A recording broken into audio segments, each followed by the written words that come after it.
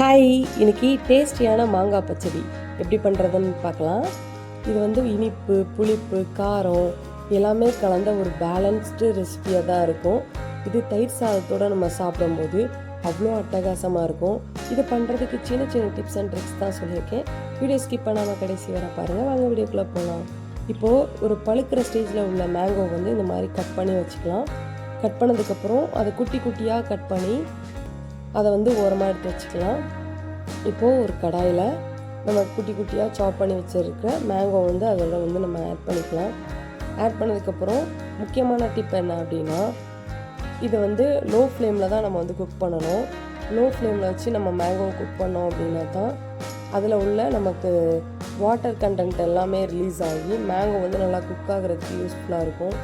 அப்பப்போ வந்து லிட் போட்டு க்ளோஸ் பண்ணி நம்ம எடுத்து கலந்து விட்டுட்டேவும் இருக்கணும். இப்போ வந்து நல்லா பாதி வந்து நமக்கு வந்து ரெடி ஆயிடுச்சு.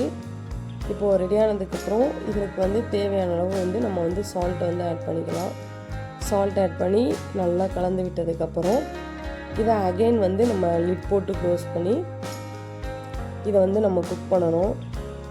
ஒரு 5 minutes குக் பண்ணோம் அப்படின்னா நல்லா இந்த மாதிரி வந்து குக் ஆகி சூப்பராக வந்து நமக்கு வந்து அந்த மேங்கோ வந்து ரெடி ஆயிடுச்சு. இப்போ வந்து இதுக்கு ஒரு தாளிப்பு கொடுத்துக்கலாம். இப்போது ஒரு தாளிப்பு கரண்டியில் 2 டேபிள் ஸ்பூன் வந்து நம்ம நல்லெண்ணெய் ஆட் பண்ணிக்கலாம். இது வந்து நல்லெண்ணெய் தான் பெஸ்ட்டு சாய்ஸ். கண்டிப்பாக நல்லெண்ணெய் தான் எடுத்துக்கோங்க. அப்புறம் வந்து அதில் 1 ஸ்பூன் வந்து கடுகு எடுத்துக்கலாம். கடுகு நல்லா பொரியட்டும். பொரிஞ்சதுக்கப்புறம் ஒரு வத்தலை வந்து நம்ம கிள்ளி அந்த விதையோடு வந்து நம்ம வந்து ஆட் பண்ணிக்கலாம். இப்போ ஒரு கொத்து கருவேப்பிலை அது நல்லா பொரிஞ்சதுக்கப்புறம் ஒரு டீஸ்பூன் வந்து நமக்கு வந்து பெருங்காயத்தூள் ஆட் பண்ணிக்கலாம். பெருங்காயத்தூள் ஆட் பண்ணதுக்கப்புறம் அதை நல்லா வந்து கலந்துக்கலாம்.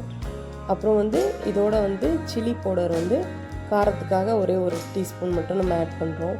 அதையும் ஸ்லோவில் வச்சு கலந்ததுக்கப்புறம் அப்படியே வந்து அந்த வேக வச்சு வச்சுருக்கோம்ல அந்த மேங்கோ அதோட வந்து ஆட் பண்ணி இதை வந்து லிட் போட்டு க்ளோஸ் பண்ணி ஒரு 5 to 10 minutes வந்து நல்லா ரெஸ்ட் பண்ணிக்கலாம். ஆஃப்டர் 5 minutes அப்படியே வந்து அதை அப்படியே கலந்து எடுத்து விரதம் சாப்பிட்டாலே அந்த புளிப்பு, இனிப்பு, காரத்தோடு அவ்வளோ அட்டகாசமாக இருக்கும். இதோட வந்து நம்ம தயிர் சாதத்தோடு சர்வ் பண்ணோம் அப்படின்னா அவ்வளோ அட்டகாசமாக இருக்கும்.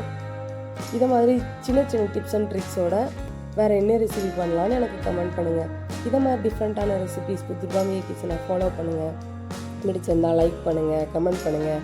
நெக்ஸ்ட் வீடியோவில் பார்க்கலாம். பாய் பாய். தேங்க்யூ.